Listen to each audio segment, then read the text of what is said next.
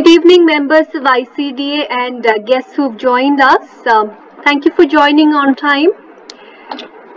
Respecting that you're all here right on dot, we will start off while we let everyone else join in.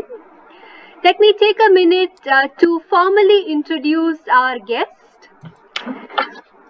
We all know her and we have seen her performances, her workshops as well, but I'd like to take a moment, please. Navia Natarajan is gifted with fluid grace, an innate sense of rhythm and a vibrant sense of expression. She started dancing at the age of 3. A more serious affair with dance started at 7 when she went to the keen tutelage of her first guru, Radhika Kalyani. The next set of Navia's artistic journey was at Bangalore under Padmini Ramachandran, and all this while balancing an education in microbiology. A career as a research scientist followed, but the call of dance was too loud. Today, she's an accomplished dancer in the Vazhavoor tradition of Bharathanatyam, enthralling audiences across the globe. A winner of many awards like the Yuva Kala Bharati, Kalaratna Cleveland Tyagaraja Aradhana Festival. She's an empaneled artist of ICCR, a CCRT scholarship recipient as well. I'm cutting short the introduction here, but only because we want to give her more time. And she's going to talk to us today about her approach to choreography. Navia Natarajan, welcome. Thank you so much for joining us at ICDA. Thank you so much, Reshma.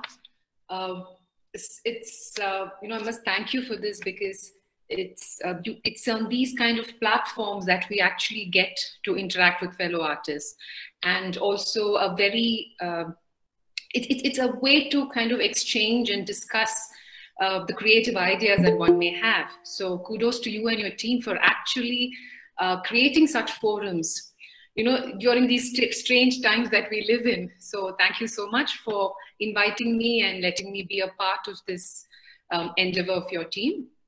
So the topic I have chosen for this evening is my approach to choreography. And it's a topic that's very vast. We have a lot of dancers here, and I'm sure everybody realizes that the whole subject is so vast that we really can't kind of fathom the entire thing.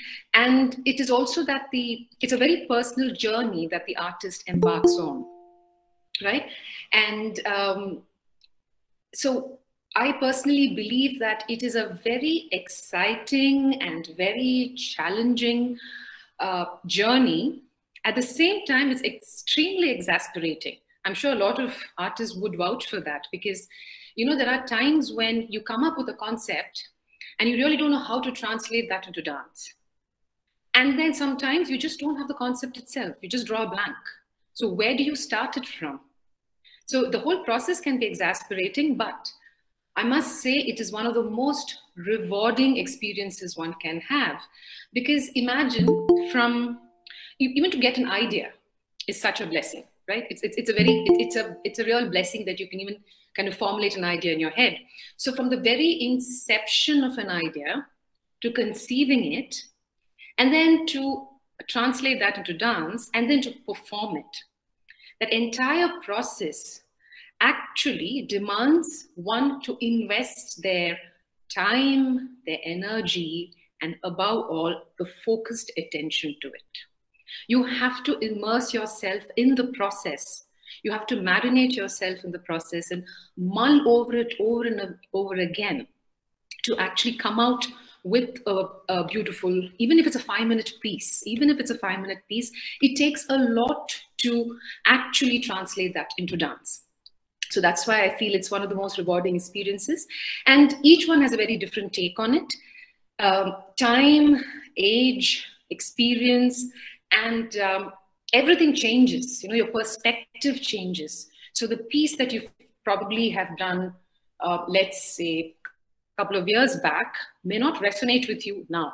You may have to bring about changes to it when you really want to present it second time round. So it does change with time. And so I'll speak a few words about my approach to choreography. I'm sure all artists have their own ways of, you know, wrapping their head around concepts and translating that into dance. So I just try and keep it as simple and crisp as possible, and demonstrate that through a few excerpts taken from pieces from my traditional repertoire, and an excerpt taken from an abstract theme that I worked on a couple of years back. And moreover, I must tell you that it's far easier to dance and speak about it. Yeah, it's difficult to analyze it threadbare and give it out there. So let's take it as we go through pieces. I'll talk about it initially. So before we actually move on to my approach to choreography, since this is an informal interactive meet, let me hear from all of you what you believe choreography is. If any of you can, just 2 or 3 of you can actually tell me about your understanding of choreography, or what you think it is, and why do you think this is what you believe in. Could anybody speak about it? Would that be fine?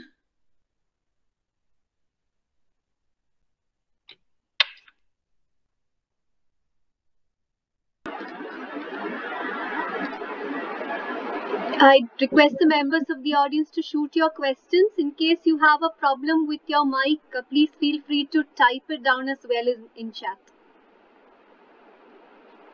Would you rather hear? So, sorry, go ahead. Let me start. Sure. Okay, I was just pausing for others to talk, but then, okay.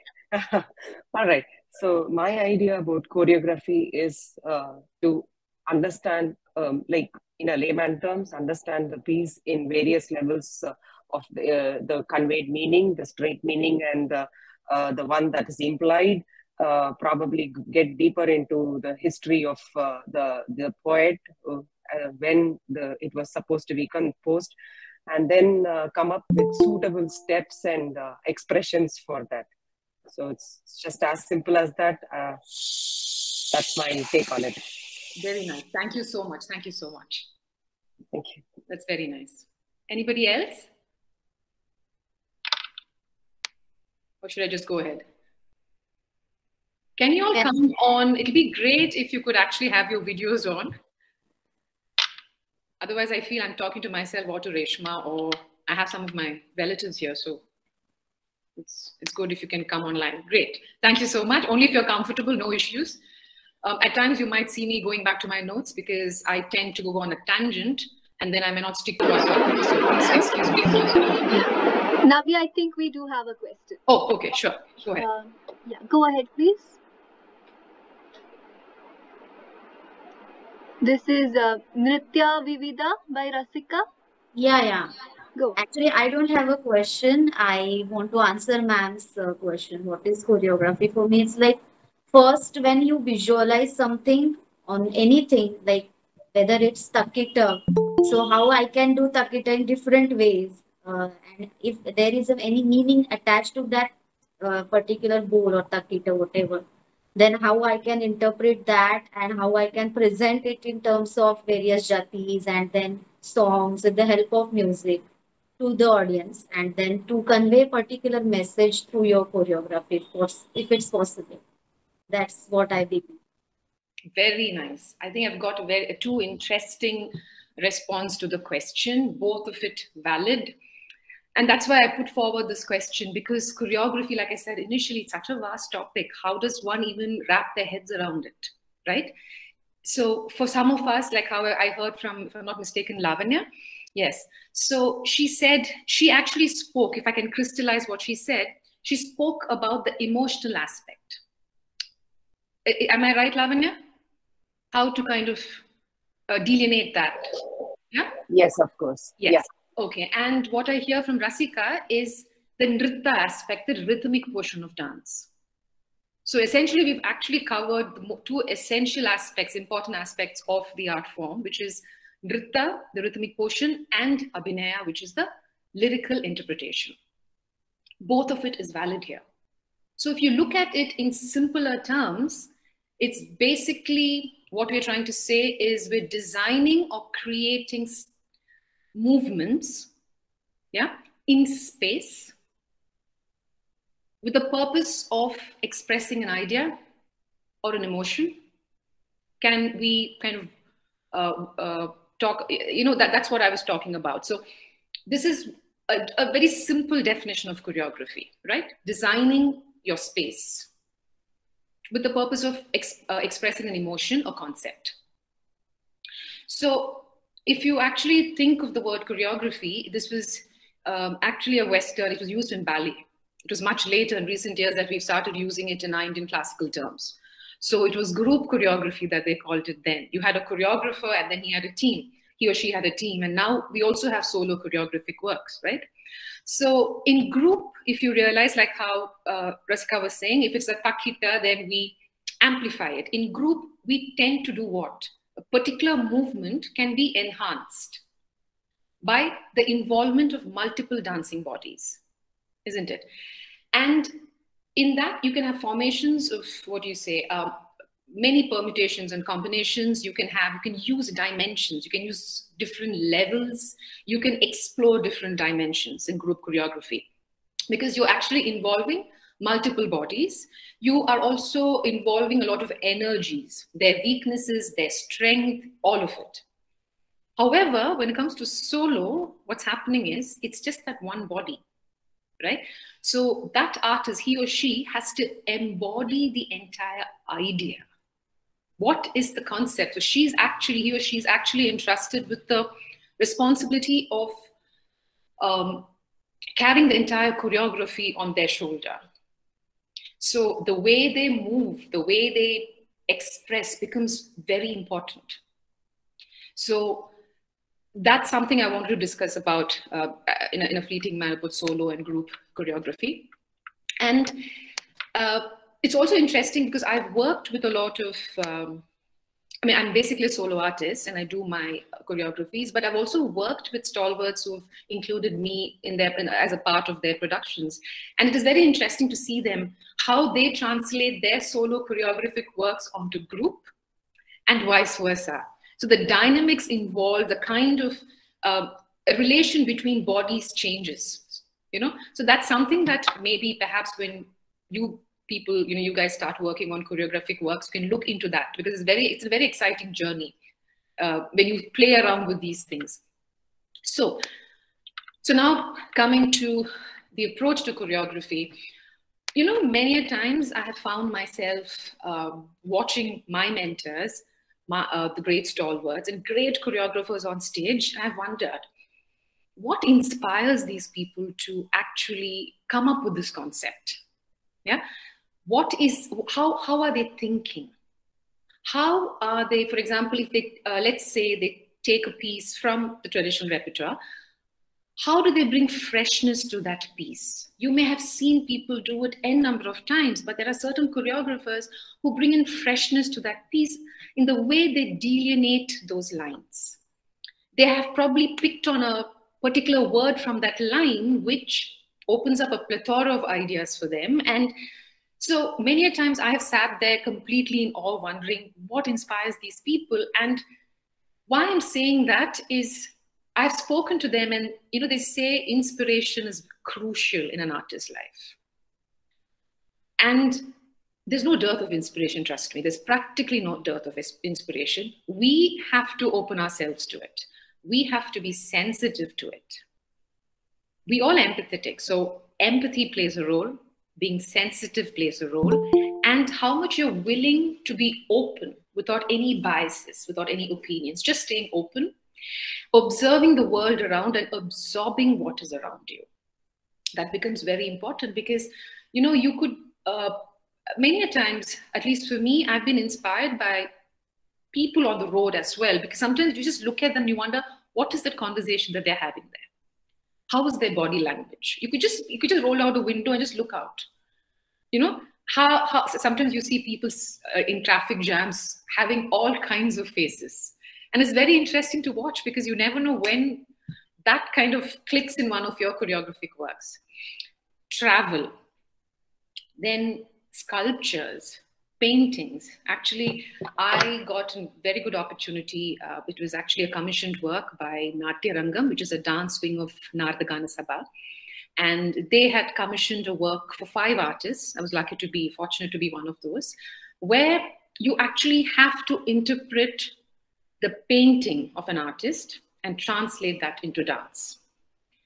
It was a daunting task because we really have to get down and understand the psyche of the artist, the painter, and then understand why has he done that and how do you effectively translate that into dance. So for me, it was actually the great musicologist and artist and painter, Shri S. Rajam, who's no more with us. But I was one of the students, Lalita Ramachandran, and I had a resource person, Dr. Sudha Sheshayan. So we had to sit together and, zero down to a couple of paintings. And I was very keen on drawing a narrative around it. How do because many times I've gone to these museums and painting exhibitions, and I've just stood in front of them wondering, why has the painter done that? I got a chance to see Vincent van Gogh's painting, and I was wondering, okay, why has he done this? What is the purpose? What is going through his mind? Yeah, this is the same thing that happened when I saw these paintings, and so I drew a narrative where the painter invites the artist, the protagonist, that's me, the dancer, the onlooker, let's say the onlooker, into his life, into his world of paintings. So for me, it was as I go from one painting to the other, it opens up for me. A lot of questions I may have had about life kind of, comes out in the open and answers, and it addresses my issues. So that's what I said. Inspiration can come from anywhere. So when you have inspiration all around you, then the question is, what do I pick up from here? And then how do I translate that into my dance? And so for me, it's a very simple, not a simple understanding, but I have simplified it for myself so that I can transverse the journey to why am I doing it and how am I going to do it?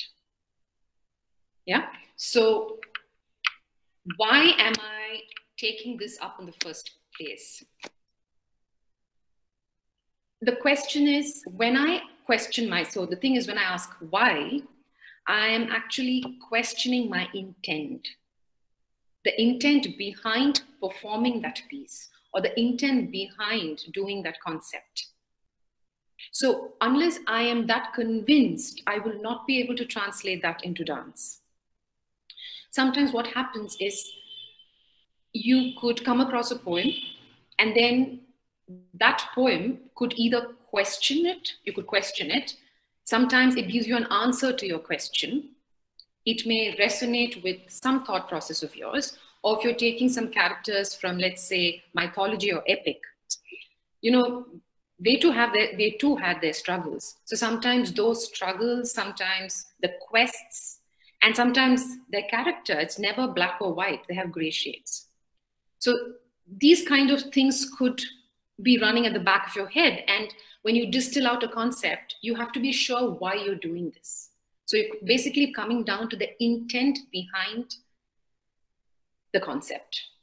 Whether you do a piece, which is often done in a traditional repertoire, or you take a piece, a lesser known literature, maybe you've done your research, you've spoken to your research guide, or you're doing a thematic thing, a concept, a story that you really want to tell. Whatever may be the case, it's very important that you question it. And trust me, this questioning has to go all through the choreography till you perform it, and maybe you'll have the questioning after that as well. Because if you don't ask the question why in all of it, through your choreographic journey, then trust me, you may just go on a tangent and you may just turn around and say, oh, wow, so where am I? My concept, I've just gone completely off the concept. So for me, it is about questioning always. Why am I doing it? And for that, you need internalization, introspection, and like I said, conviction in the arts. Conviction, not in the arts, but conviction in the concept that you believe in. Because if you don't believe in it, then it's very difficult for you to translate that into movement and again, convince your audience about the concept. or to just touch a chord in them. So internalization, introspection, and conviction. And how do you go about that? For me, at least, it is about, let's say, okay, now let's divide this into two portions because that's how the demonstration is going to be. I'm going to do two pieces from my traditional repertoire, how I address that versus how do I address an abstract theme. So if you're going to take a piece that's already there in your traditional repertoire and you want to do it, then you have to know, at least for me, I have to know the entire, I have to familiarize myself with all the aspects of the literature, all aspects of the poetry. So be it lyrics, be it the context, be it the character or the musicality of the composition. I have to know all of it. And why I say so is I love to read, and I'm sure all artists would vouch for it, is to read from start to finish. Because when you read a poem from start to finish, there is progression in thought, there is evolution of the character, the emotion also intensifies. So that becomes very important when you decide how to translate those lines into dance. Because sometimes lyrics, when you just read it up front, it may not give you all of it. You're just scratching the surface of it. But when you dig deep, there are multiple layers present there. And it could open up actually a Pandora's box, trust me, because sometimes you think, oh, this is it. It's very linear, right? You think it's very linear. But when you start reading it more, and sometimes perhaps it's happened to me, even after performing the piece many times, I'll be like, oh God, I missed this point. This is where I want to work on. This is what I want to work on. And that's when I said the perspective changes, the approach changes, some other word distills out at that point. So that's what I mean. The lyrics are very important for me, knowing it from start to finish, and also the intent of the poet. So what are we ultimately doing, translating it through action? We're also doing something called, the poet's intent. We're paraphrasing it all. We're bringing about changes in the way of presenting it, but the meaning remaining intact, right? So the context, what is the poet trying to say? But we're also working within that context. Whereas when it comes to abstract theme, you have the license to explore it the way you want because you've come up with a concept. But again, the questioning of why and how am I going to translate that? And when I say, how am I going to translate that? There are many tools to use. You could use, metaphors, similes, the way your body would move. Sometimes certain movements may not fit the delineation. You may have to think out of the box to come up with a movement.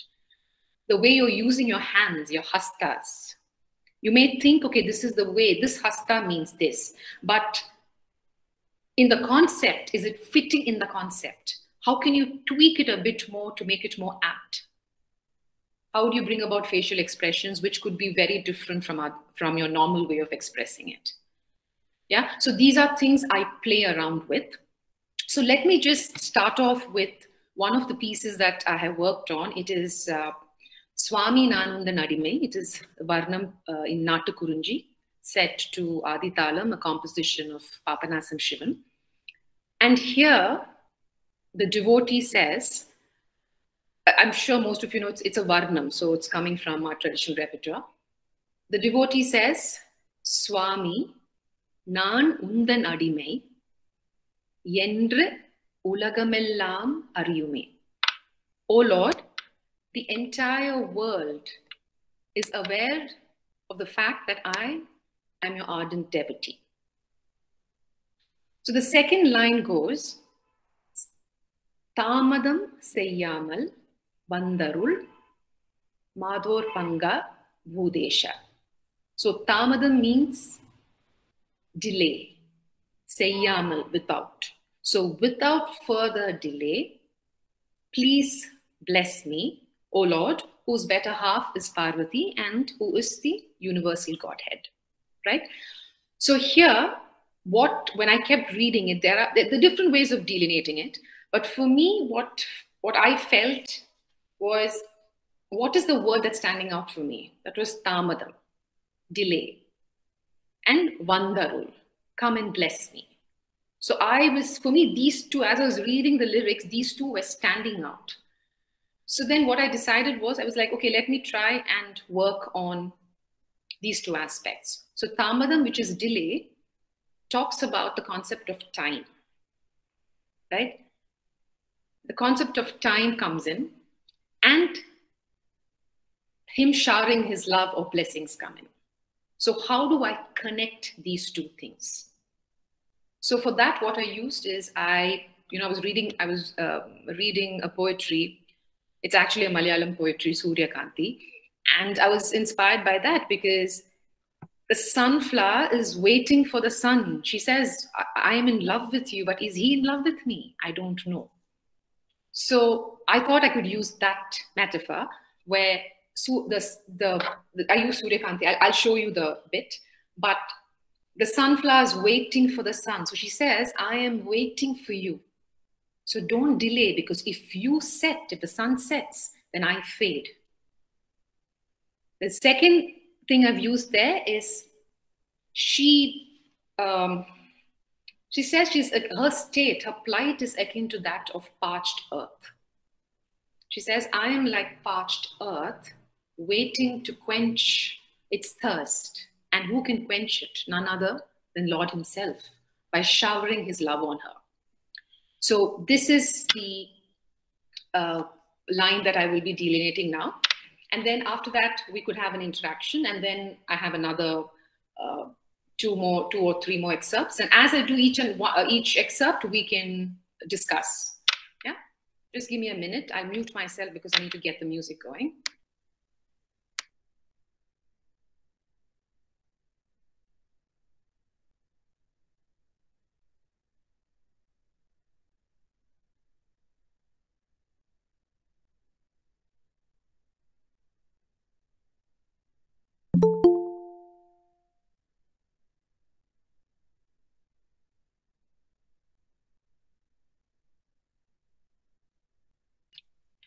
Okay.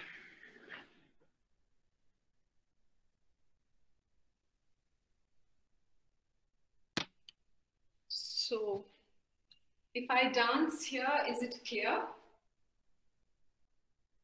Yeah.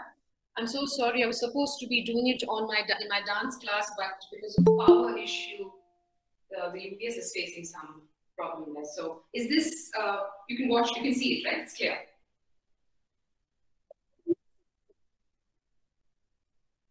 Okay, right, okay, fine.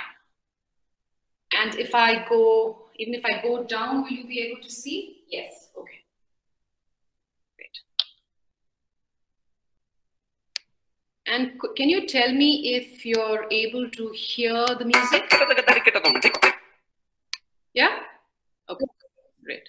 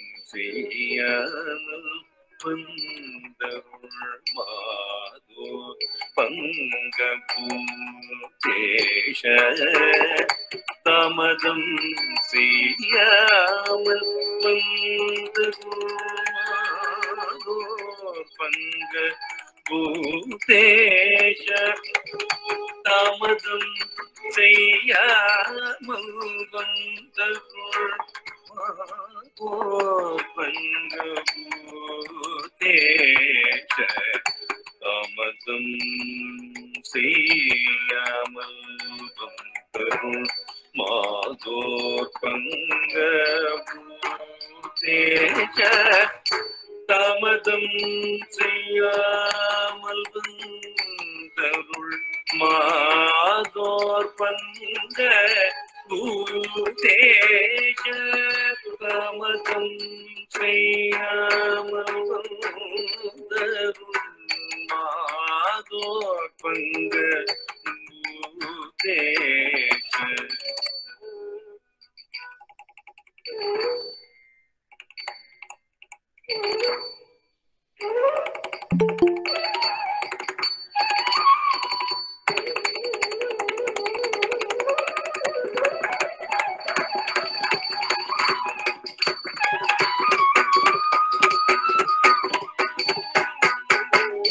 தாமதம் செய்யாமல் வந்தருள் மாதோர்பங்க பூதேஷ தாமதம் செய்யாமல் வந்தருள் மாதோர்பங்க பூதேஷ தாமதம் செய்யாமல் வந்தருள் மாதோர்பங்க பூதேஷ தாமதம் செய்யாமல் வந்தருள் மாதோர்பங்க பூதேஷ தாமதம் செய்யாமல் வந்தருள் மா. Yes. Since it's recorded music, it's not a easy task, because now I take my own sweet time and have live, I take my own sweet time to kind of immerse myself in it and do it. So are there any comments, any questions, anything that you would like to address at this point before I move on to the next? That was wonderful, ma'am. Wonderful. Thank you. It's just that,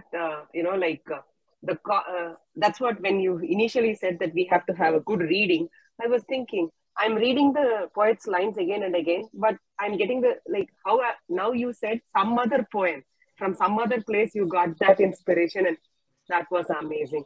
My question to you, ma'am, the hand mudras that you came up with, how did you get to choose them? They were a little different from the normal, right? Yeah.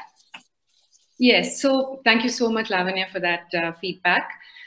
Yes, the thing is for Surya Kanti, because, when you look at sunflowers, you always see them, they're dancing. They're big. The center of it is really big. So that's what came to my mind.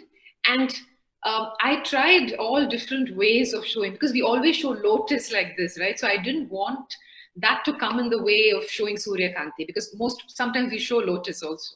So I was thinking, okay, how do I make it different? Do I do this? Do I do this?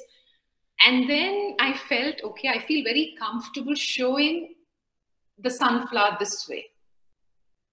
So that's how I came up with it. I said, let me use Alapadma, but the way I use it, because that's what I said. You can use the hasta. It may just mean you can do it this way also, but how do you make it relevant to the choreography that you're doing? That is where the thing comes. So for me, it was just images that I've seen of sunflower, and I often felt the way it, kind of dances. And then how, when it sets, when the sun sets, obviously, it becomes lifeless. So that's when I wanted to just drop. So that's what I did for sunflower. And for parched earth, could you tell me if I did anything? Sorry, did I do anything different there?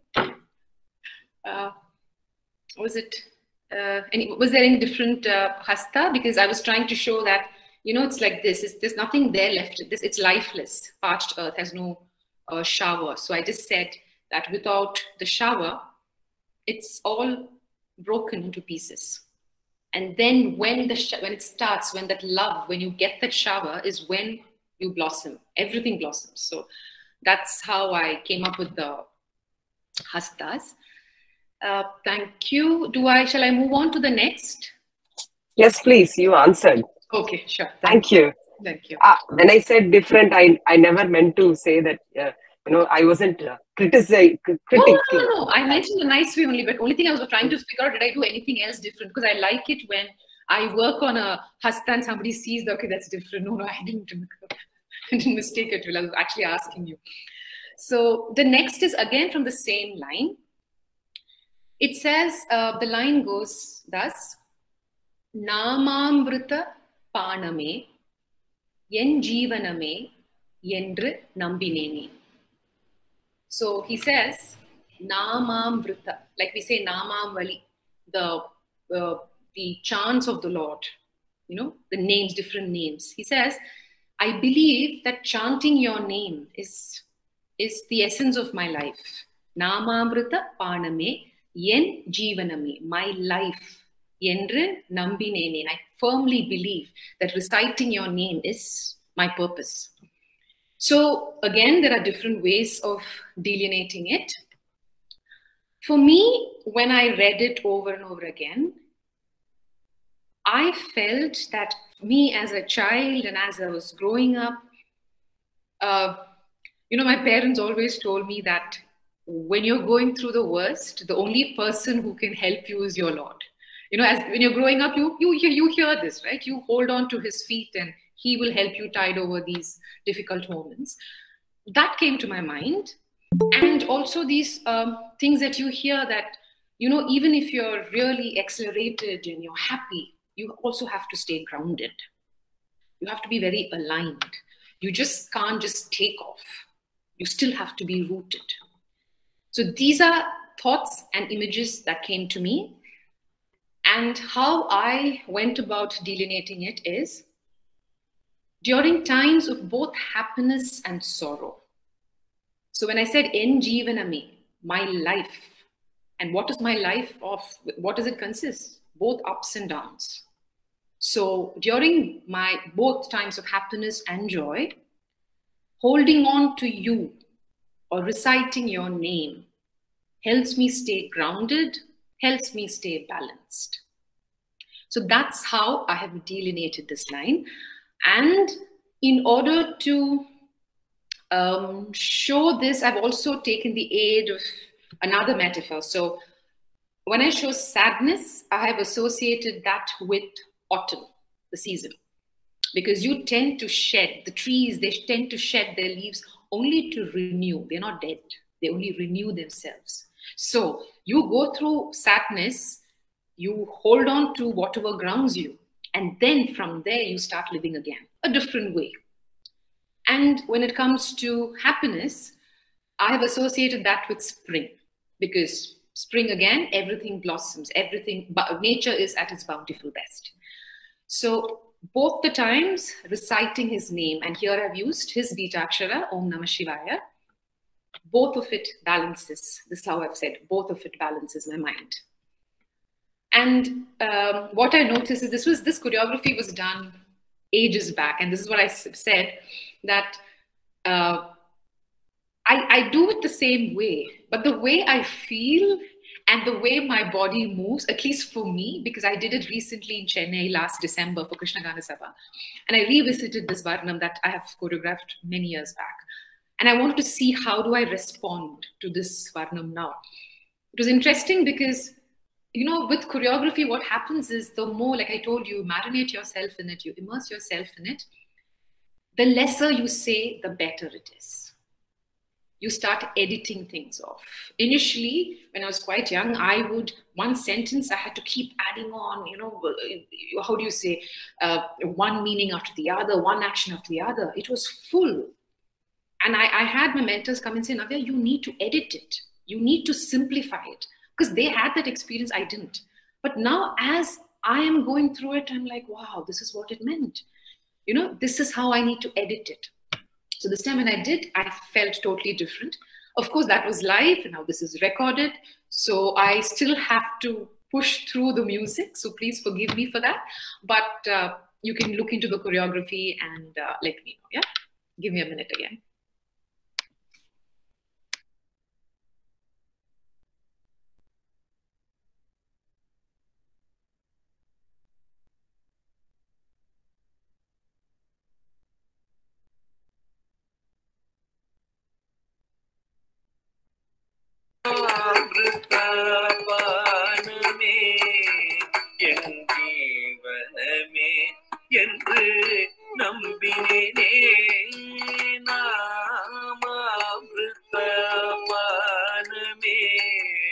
என் ஜீவனமே என்று நம்பினேனே நாமாமிருத பானமே என் ஜீவனமே என்று நம்பினேனே நாமாமிருத பானமே என் ஜீவனமே என்று நம்பினேனே சிவநாமாமிருத பானமே என் ஜீவனமே என்று நம்பினேனே நாமாமிருத பானமே என் ஜீவனமே என்று நம்பினேனே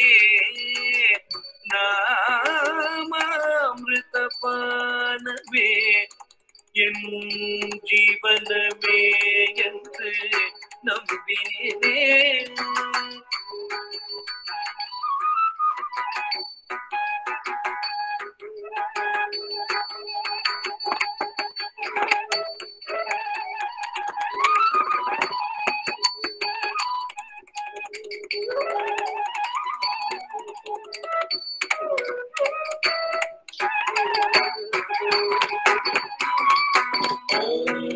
Namah Shivaya. Om Namah Shivaya. Om Namah Shivaya. Paname en jeevaname என்று நம்பினேனே நாமாமிருத பானமே என் ஜீவனமே என்று நம்பினேனே நாமாமிருத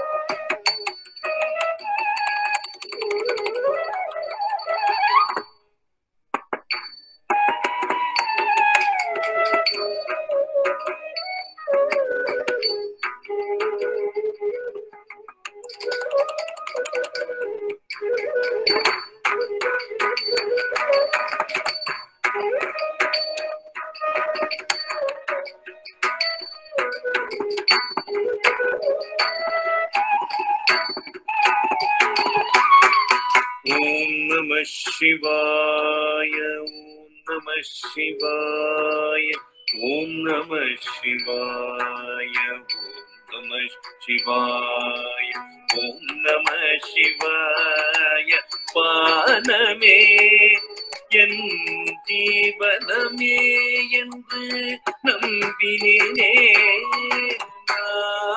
நாமாமிருத பானமே என் ஜீவனமே என்று நம்பினேனே நாமாமிருத பானமே என் ஜீவனமே என்று நம்பினேனே நாமாமிருத பானமே என் ஜீவனமே. Yes, so that's how I worked on that. Was it clear, or would you want to have some conversation on that?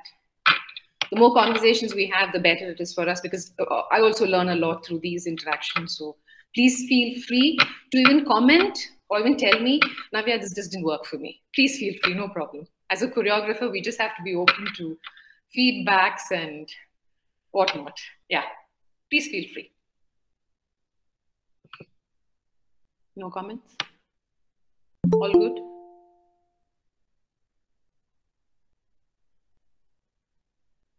Is there anything?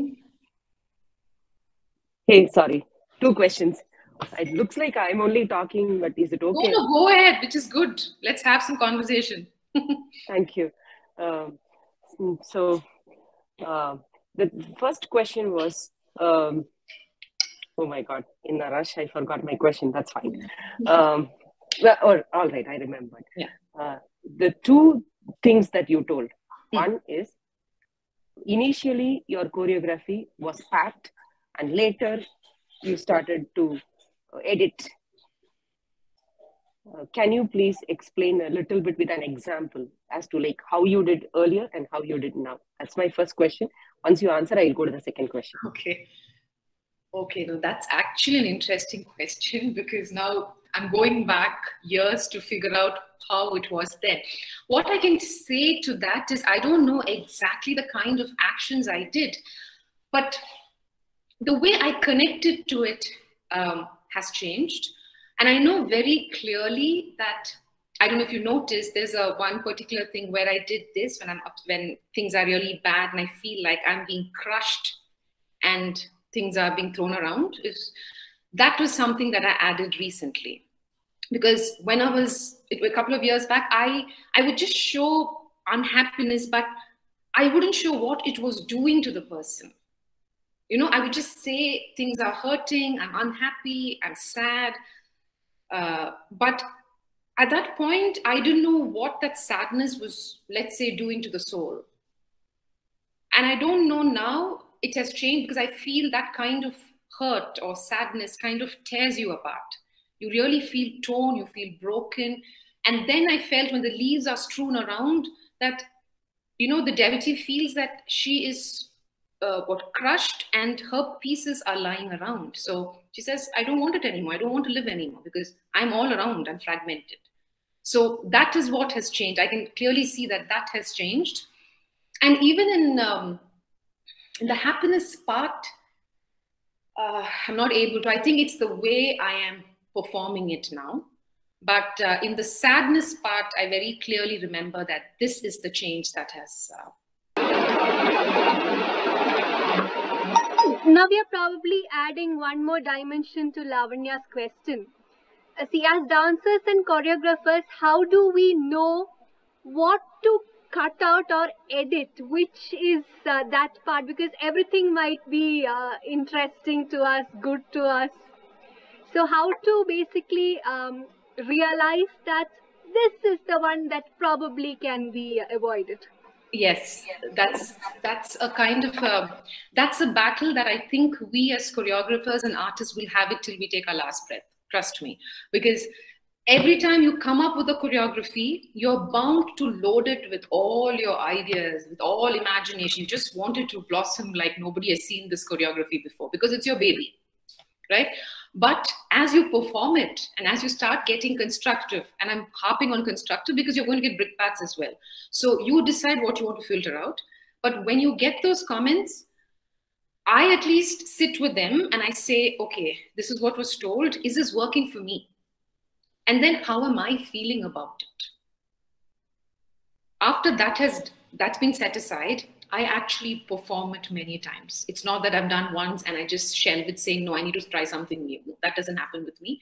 I keep going back over and over again. And trust me, even while practicing, if I'm going to do this Vardhanam every day for 2 weeks, by the end of second week, you'll be actually shocked because it's a very, it's not very tangible. You'll be shocked that if you take a video recording yourself, A plus B plus C plus D has actually become A plus B.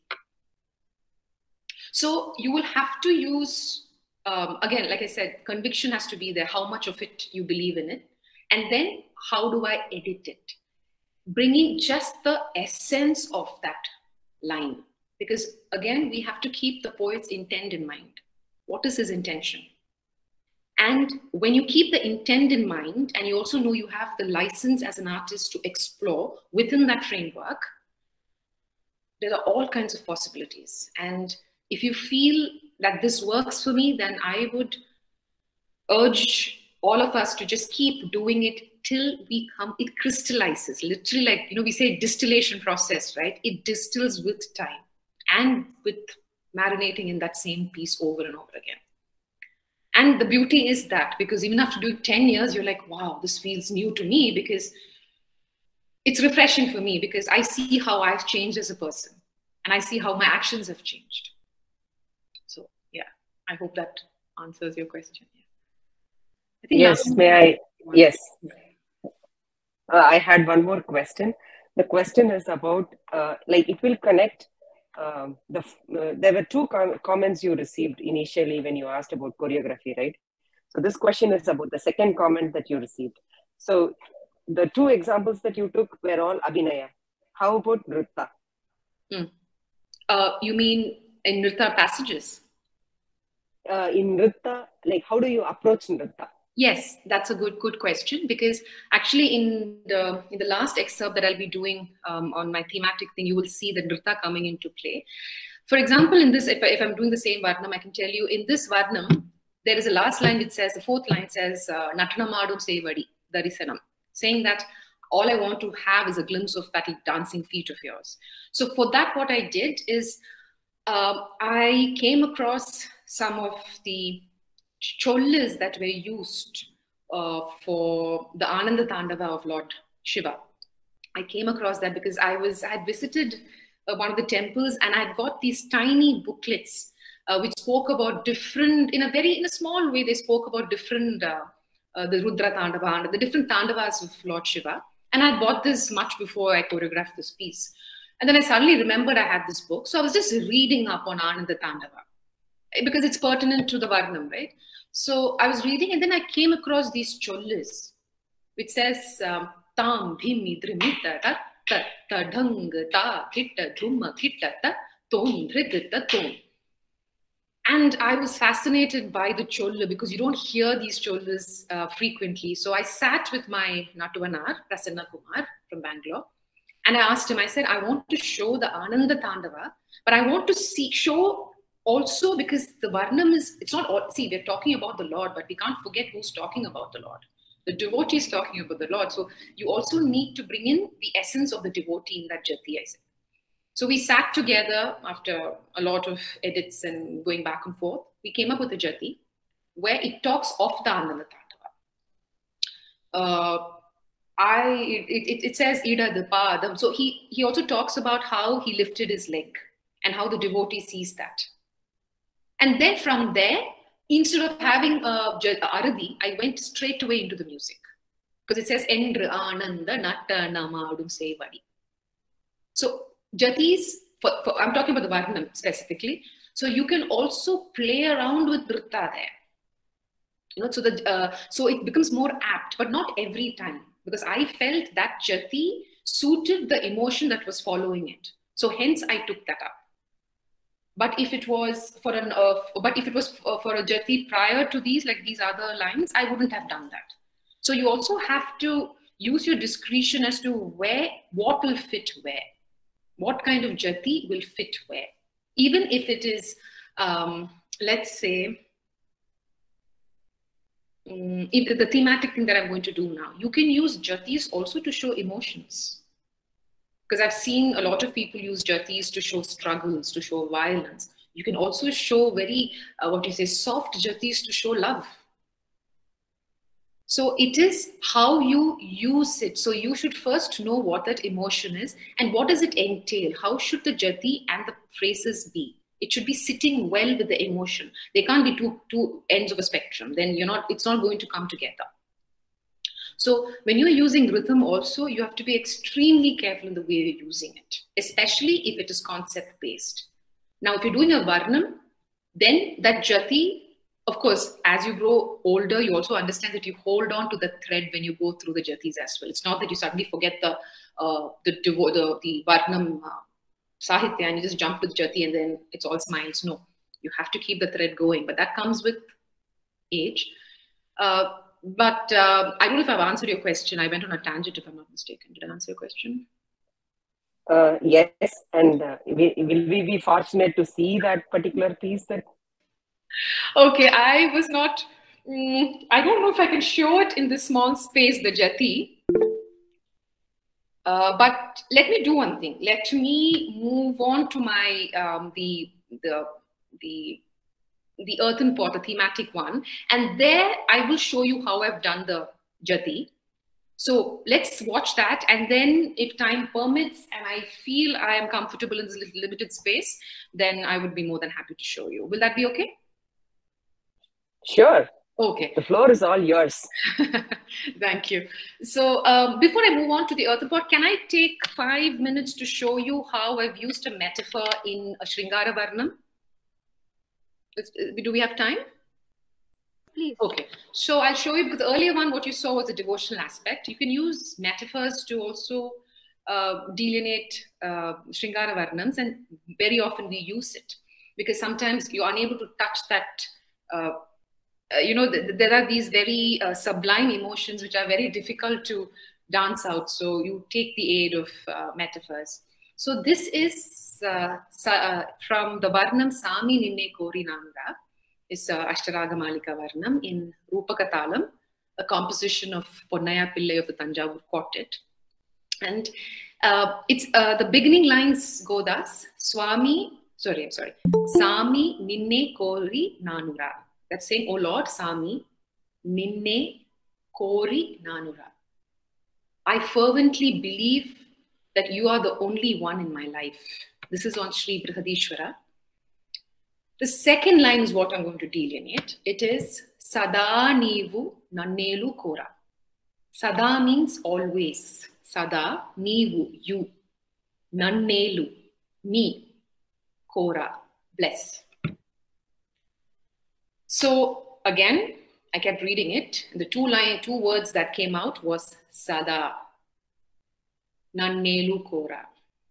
So Sada means always, forever. So when we say forever, we are always, when you say something's forever, it's always together. It's united. It's never separated. And Kora, Nannelu Kora, doesn't mean just blessing. It can be being with me, always being united with me, in love with me. Yeah. So I started using these two. I started working on these two words. So there were 3 ideas that came up. I, of course, spoke to another collaborator of mine. So there is this concept of Surya and Chaya, which is sun and the shadow. You can never separate them. So that. The second was, she is like that stream, like the river, which flows into the ocean. And ocean is the Lord. The mighty Lord is the mighty ocean. And she is that small river that joins the ocean. And hence, there is no separation. There is no identity. Everything dissolves into one. So, Sada, there's no separation. The last, what I took was saying that if he is that vast sky filled with clouds, that I am the lightning. Again, you can't separate the two. I am the lightning.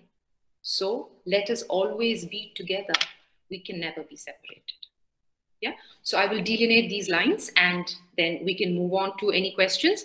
And then I'll go on to the last excerpt from my production, The Earthen Pot.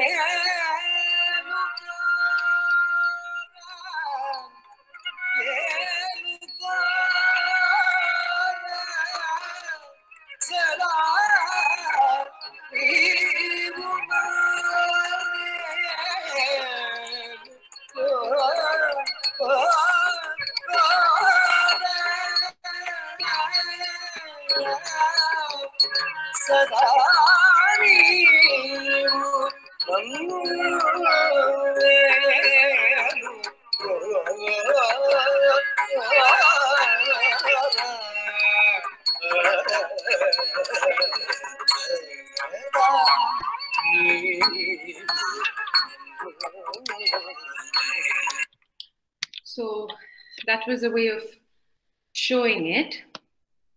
Anything that anybody wants to talk about?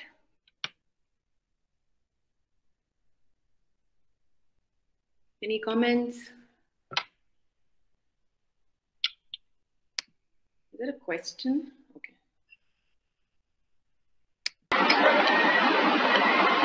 There's one on chat, but I think it's more pertaining to the one you're planning to take up next, regarding Jatis. Okay, okay.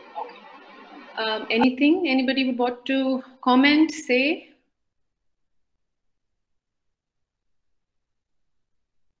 No? Okay. This time I want that anybody to be not me. No, but please go ahead. No.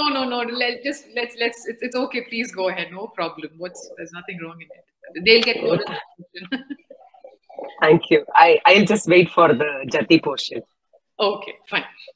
Sure. So the last one, the last excerpt is from my production called The Earthen Pot. And the earthen pot stems from a very personal experience. It is when I lost my maternal grandmother. So, the customary practice is to immerse the mortal remains of the departed in the river. And as it was being performed, I wondered if the mortal remains are mere mortal remains, or is it the sum total of all the experiences that she may have accumulated during her lifetime?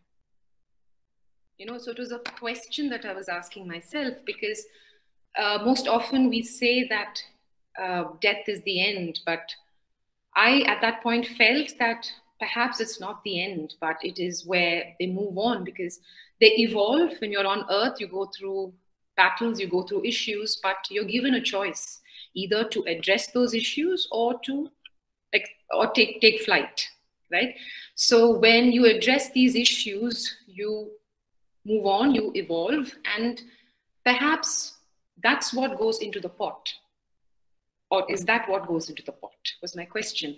So I had a couple of segments in that, and the one segment that I'm going to show is again a very, it's again coming, that particular segment comes from this personal experience that I had. And that was because I felt that, my grandmother was very invested in my life, in be it my personal or professional life, and she loved the arts. She was always there, as and when she could, she would always be there for my performance.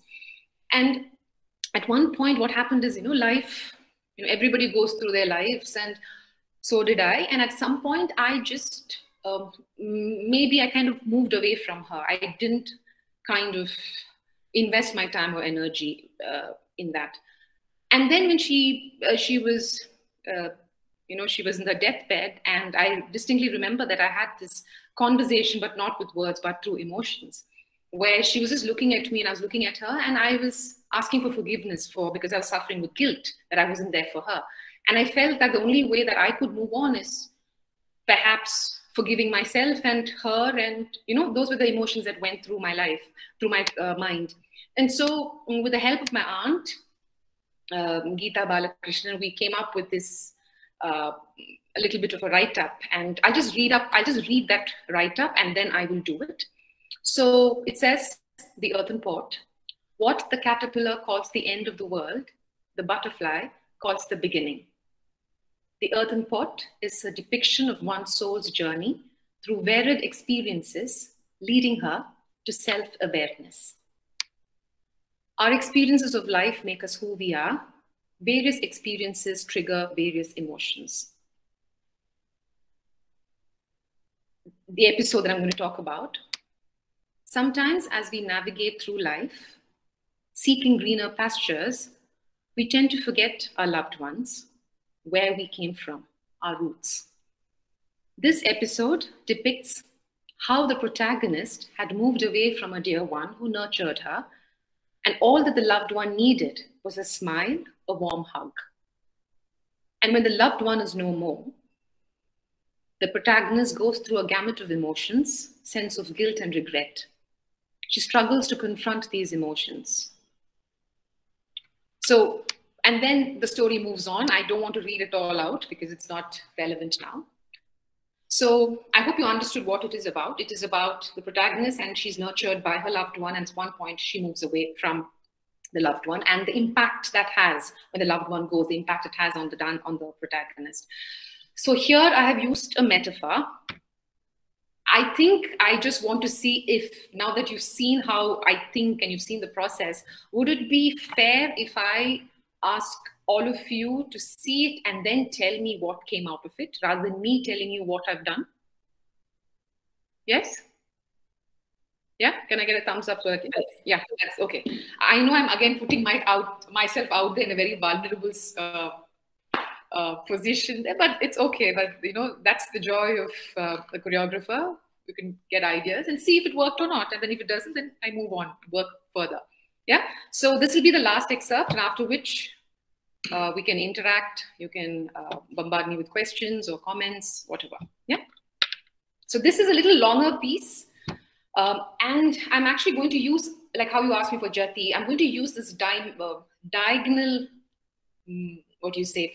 There's a diagonal formation, but however, you may not be able, it may not be very clear here. That's my only, the only regret I have right now. Unfortunately, there's no power. So you're going to see it's going to be this way, but I am going to stop myself from using a lot of space because I'll go out of focus here. Okay, and just pardon me for that.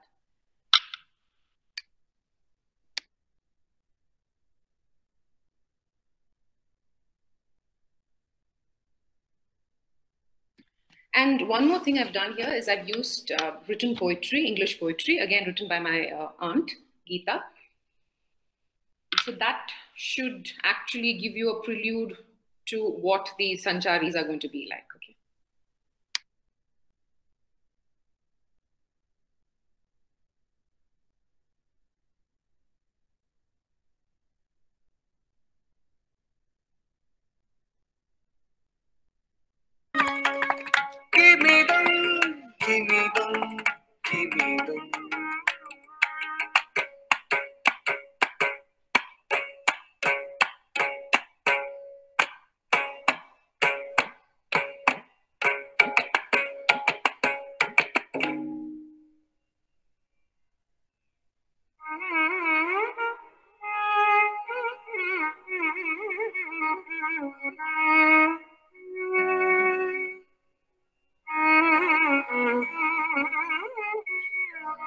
In our special garden where the blooms of memory grow, I was nurtured by your kindness and the concern you did show. As my branches reached for the sun, did I forget my roots? Confronting my guilt, I set my grief free. I celebrate your love and set my love free. so that you can come back to me.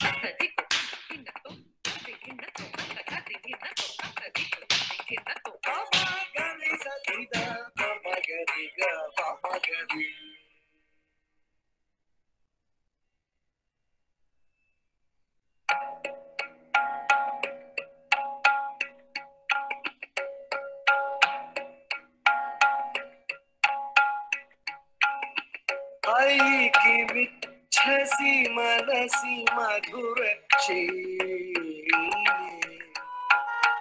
मयि मिलितवात्सल्य ललितलीले ऐकिमिच्छसि मनसि मधुरक्षीणे मयि मिलितवात्सल्य ललितलीले एकमालिङ्गनं दलितदुरितम् एकमालोकनं भावहरितम् मज्जन्म सहचारि चारु चरितम् मज्जनोचित जनस्नेह सरितम् निष्कारण प्रणय सरस हसितम् निष्कपट कुशल वार्ता विलसितम् नित्यनूतन बन्धुजनमेलनम्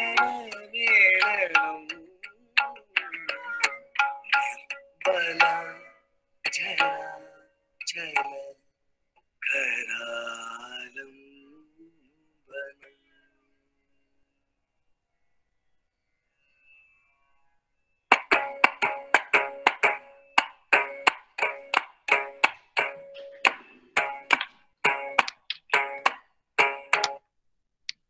So that was, I don't know how clear it was with the limited space, but with this, I actually will end today's discussion from my end, and now we're open to more questions, comments, whatever it is.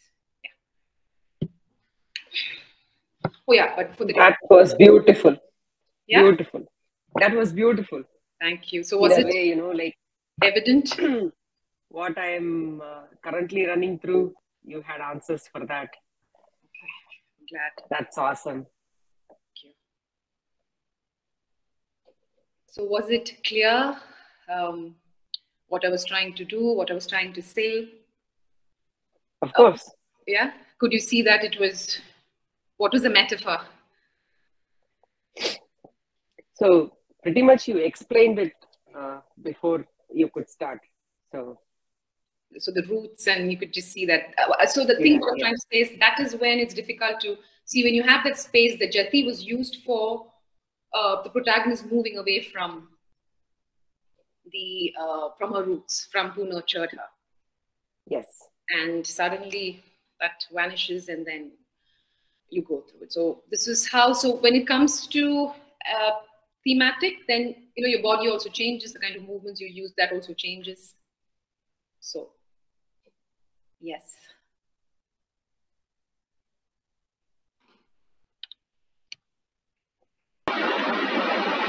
So there's a question on chat, Navia. It's do jatis change for you over time? If so, how? Jatis, you mean the same jati being done a different way? I guess that's what the question is about. Nandini Krishna, if you're here, would you like to? Trying to unmuted. Sorry, I can't be on video. I'm not really dressed. No. Okay. So just as you said that the abhinaya takes a change depending on the time period and the change of life. So does that happen for a jati? It's just a curiosity. It does. Actually, the energy you put into the jati changes. How comfortable you are with the jati changes, because when you start choreographing, let's say it's a new jati, then can I just interrupt you because this thought came? Is there an emotional something that is attached? Do you attach that to a jati? See, if you look at it from the definition of it, Usually, a Jati is just a rhythmic passage. Yes. Where there is no emotion attached at all, right? Yes, yeah, that's the. But personally, the kind of some jatis just you resonate with it in a very different way, and you can in a way say there is some kind of an emotional bond that personal. It's a personal. It's not an emotional that you're trying to convey. So, so does that change? Or it does. For me, it does. Because, like you said, yes, we usually say there's no emotional content in Jati. But as you spend more time, I think Jatis are as precious as your Abhinaya pieces, at least for me. They actually grow in you slowly. And initially, when you're setting a Jati, you are being very specific about how you want to, how you knit the adamus together. Is it fitting the cholle? Is the body moving with it? But with time, the emotional bond you develop with the Jati does make a difference in the way you're executing it. At least, like you said, it's at a personal level. I have felt that the same Jati, when I do it now, the power that it generates, or rather the power that I can generate in response to what the Jati is. With the Jati itself is so powerful. So for us to live up to that kind of rhythm is not easy. True. So with time and, like I said, immersing yourself in it, even that one Jati, the nature of it changes, the emotional bond changes. Especially in Vardhanans, we have Trikala. So does the choreography, would you then accordingly change? The choreography, let me think. Now that you're asking me this, I'm just thinking, has it changed for me? Some of it has changed. Because what happens is, sometimes I feel instead of doing a harsh kirkatarigo, I may just smoothen it and do something unexpected. Because my whole body might be expecting this, but I might just do kirkatarigo and stop. So it does change. The nuances changes. The hand may be, for example, if I do this, it may still be there, but the way I do it may change. Where do I want to soften it? Where do I want to trust more energy? That does change. Yeah. It definitely changes this. Okay, thank you.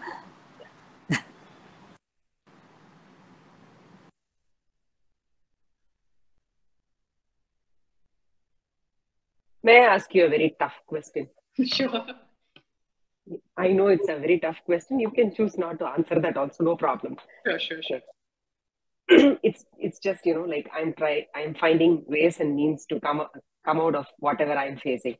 Like when you hear when you have to choreograph a Jati, okay, and you come up with one Tattaitaha or one Tataitaita, whatever be the combination, you feel somehow, is this all? Am I doing a good job? That's sort of a dancer block, choreographer block. You would have definitely faced it, right? Yes, very much. So what are the ways and means one can just come out of it? Because when I choreograph, I see all others and I like everybody else's, but I don't like mine. Why? That's the thing, like. Yeah, I get your question. It is, again, like I said, we need to have conviction in our work first. Most often, you correctly put it, we go out there and we like everybody else's work but ours. We are also being harsh on ourselves. But what has worked for me is when I get into my space where I'm choreographing, I try to stay clear of all thoughts. I try to stay clear of everything that I have seen or absorbed. This is quite a paradox here, because I know earlier I just mentioned that you have to observe and absorb, but you have to use your discretion where and when you can use it and where you have to stop it. That's what has worked for me. When I'm there, I only concentrate on the Jati that I'm working on. And for example, like you said, if I'm going to put Tatte Taha there, I put that Tatte Taha, I dance it out. Let's say we go out, we see other choreographic works. You say, I think I liked what the other person did, the way the person thought. and you don't like your tatetaha there. Keep doing the tatetaha. At least I've done that. I've kept doing it till at one point I just stop and I say, I know what to do. See, again, it's just the amount of time you spend. If you go in with the thought process that I'm just not liking what I'm doing, then there is practically no way out. I go with a very open mind, like I said. Keep yourself open, go there, try it out. It is okay to fail. It is okay not to feel happy with your choreography. That's a starting point, actually. It's good to feel that, okay, this is just not working for me. And there are times when I've just packed it and kept it aside and done something else. And then I revisit it. At that point, because, you know, in your subconscious, you've already put that into your subconscious, you're working at it. And then things change. So it is okay not to like what you're doing initially. In fact, after 10 performances, I still sometimes don't like what I'm doing. And I revisit it, like how I just told Nandini. It changes. The way you relate to the rhythm also changes. So it's okay not to like it initially, but all I can say is spending time, and at that point, staying away from all thoughts and influences, if I can say so. Stay away from all influences. Just keep doing your bit.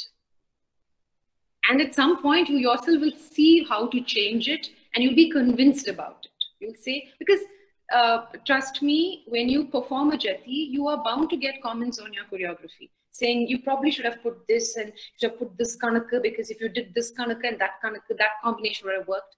I get all of it. But what works for you? How is your body responding to that Jati? How is your body responding to that pattern? Are you sitting well with that? Is that sitting on you and you able to do justice to it?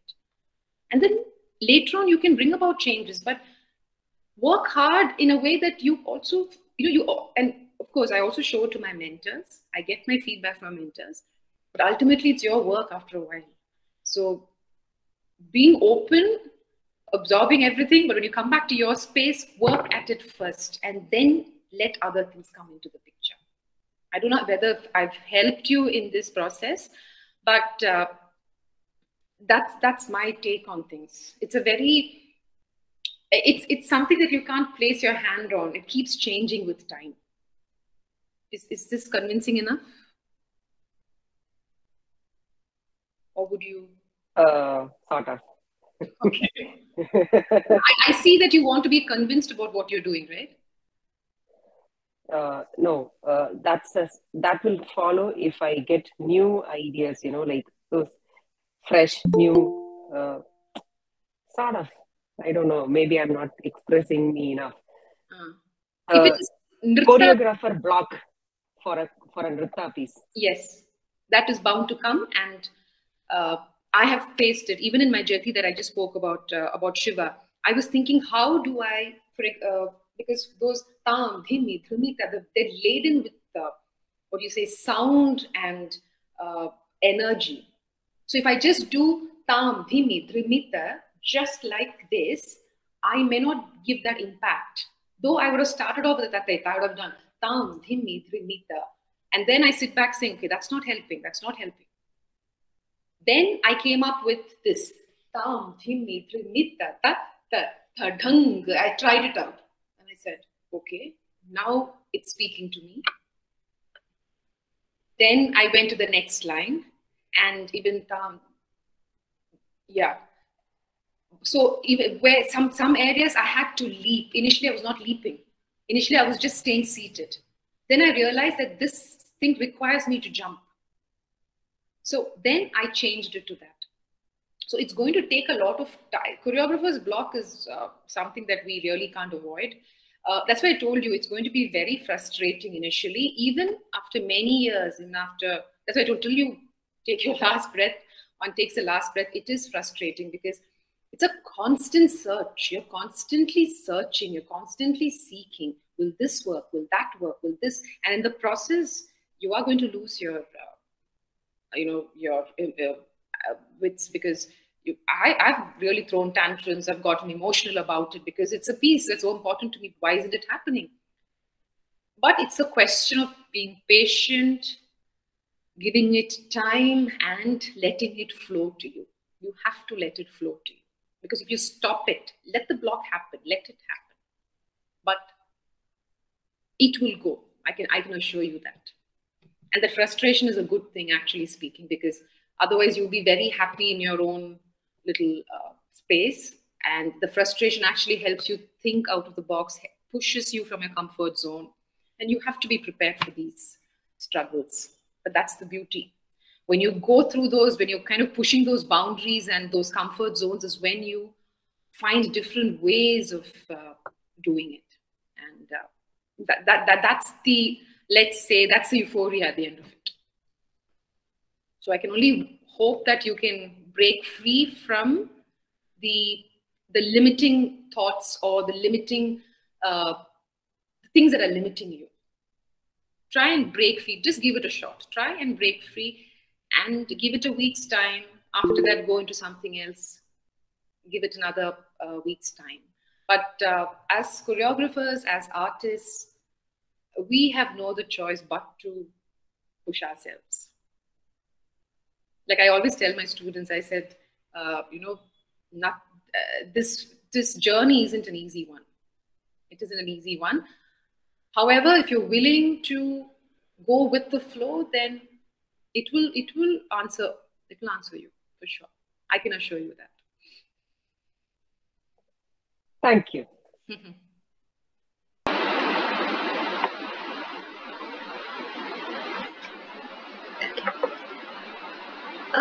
Navia, I have a question. When you pick up your works, by any chance, let's say, do you get influenced or maybe restricted by what your fellow dancers are doing at the moment? Let's say, for example, a particular season, everyone is doing abstract pieces, not traditional ones. So do you feel the urge to go with the flow and try out an abstract, or you're always with what you want? Yeah. See, that's interesting because when you're growing up, right? Obviously, like you said, there is that peer pressure. Even now, there is peer pressure because your peers are probably, like how you said, for example, they're doing abstract and you're doing something else. I'm not denying that you can be I have gotten under pressure. There's no denying that. But like I told you, it redirects me to another state. Because I am first under, I'm like, oh God, I freak out. I'm like, oh my God, okay. For example, you said abstract. Everybody's doing abstract. They're coming up with this. So what am I doing here? Right? That's that initial response or rather reaction. I'm not even responding. I'm reacting to what is happening. After some time, I actually sit with myself and I say, it's okay. This is what you have worked on. You're convinced. That's why I always say conviction is very important. This is what I believe in and this is what I'm going to go do. I've put in my hard work. I have given it all that I have. I'm focused. I will go ahead and do it. And I am the kind who cannot do something for the sake of doing it. I have a big problem because where am I being convinced? If you just tell me, okay, do this topic on wind, I should feel it. I should feel that that what does that wind do to me? What is my response to that wind? How do I want to give it a structure, something that's as abstract as wind? How and why do I, like I said, why do I want to give it? So unless these things are answered for me, I will not do it. But if I am seated somewhere, like I'm working on 2 projects now, 2 commissioned work, and those are not because, luckily for me, what happened is already the thought process was happening and then it came to me. For example, the Earthen Pot, I didn't say that. Earthen Pot was actually, the verses are written by Dr. Shankar Rajaraman of Bangalore. The music is set by Dr. Rajkumar Bharati in Chennai. And this was actually premiered in Natya Darshan by Karthik Fine Arts, and it was curated by Guru Malavika Sarukai. So even before this would come to me, this thought was going through, because that's round about the time, a year before that I lost my grandmother. So that seed was already sown. And I was working, so there was conviction in that. So whatever I do, it has to come from a space that I want to do it. I want to tell the story about it. Why am I influenced by it? Why do I want to speak about it? So I have that thing where just for the sake of it, I can't. Even if I'm doing a varnam, be it abstract or anything, even if, for example, sometimes we have the same varnam is performed by multiple people. but doesn't stop you from doing the same Varnam, right? Because you want to find freshness in that. And I'm not going into the Varnam so that I find and dig. When I do it, I feel that, okay, this is what feels apt, and I do it.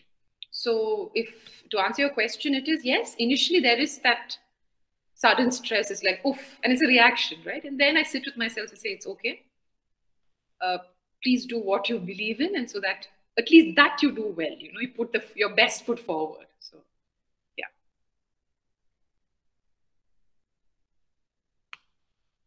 May I ask just one more question? Sure. You you mentioned students, right? That's where I had this question. So you choreographing for yourself and you choreographing for your students. What are the different things that you would consider?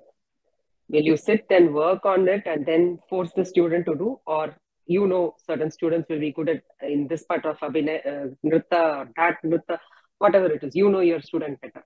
So does your choreography change for your student? Yes, the choreography definitely changes for my student because given the age and the experience, right? I've had students who've been with me for over 10 years. So they joined me when they were 7. And I taught them their first Varnam when they were only 13, because I felt, even it was a devotional Varnam, but the way I do it is very different from the way they would do it, given their age and experience. That's for sure. And yes, the homework that goes into choreographing a piece for them is just as I would do for myself. I go through the rigors of it. I see what is apt for them. For example, if I do the same Swaminananda Nadimai for my student, it won't be abstract. It won't be taught the way I did it. It will be more story based in such a way that he or she relates to that song, understands what it is. So the choreography does change. And what was the other? There's something else you asked me. About the Nritta. Yeah, the Jatis, right? Jatis. The Jatis also, in fact, sometimes it doesn't change. I teach them exactly the way I do it. But yes, I do not expect that kind of rendering because I know the limitations they have. You know, I mean, I am double their age, so I know what their restrictions are. But however, they can do more Mandiyadu than I can do, though I work at it. But I know that they can jump, they can leap, they can swirl. Of course, I do the same thing, but the way they do it will be very different from the way I do it. So I take factor in all of it, and I see it also depends on the body of the student. Sometimes he or she may not be able to do it. So I have to tweak it in such a way that it suits their body, it suits their stamina limits. So I also cater to the needs of the student. I try not to force what I do onto them.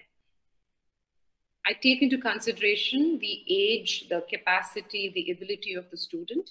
Sometimes a student is good in Nritta and not as much in Abhinaya. So then I tweak it accordingly.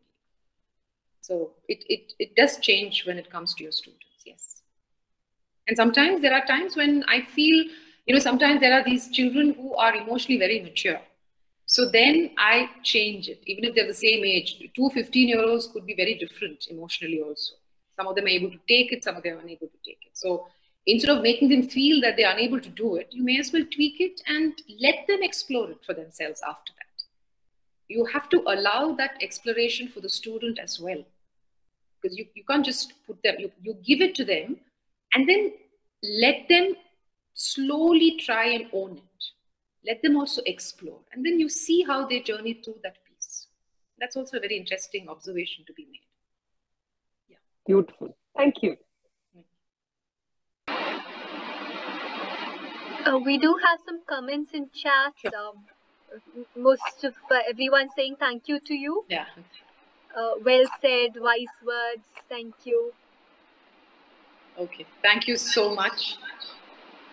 It was a real pleasure to interact, and thank you for the questions, because these are questions that will linger, and I probably will keep asking myself these questions, and perhaps it will kind of bring about a different way of performing or flavor my performance in a different way. So thank you so much for being so generous with your questions and comments. Thank you. Thank you. Thanks, It has Navia. been only me and you talking, but I'm so sorry for others. Okay, I apologize to all others. No. I think, others didn't have any questions, but I'm glad you actually came out and asked me these questions, because otherwise we wouldn't have an interaction. I think we need to have these kind of, that's what I was telling her, we need to have these kind of forums where we get to interact. So thank you, Lavanya. I really appreciate the questions that you've asked me, and thank you for being so open about it. Thank you. Thanks a lot. Thank you, Nandini. I think the other women also asked questions. Thanks, Navia. It was a wonderful sharing, and you're very explicit and extensive with all your explanations. Thank you. Thanks.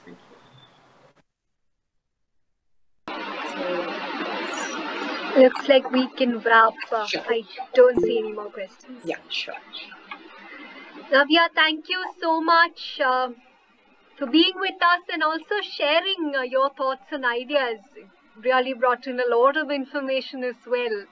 Nandini, Lavanya, thank you for adding on with your questions.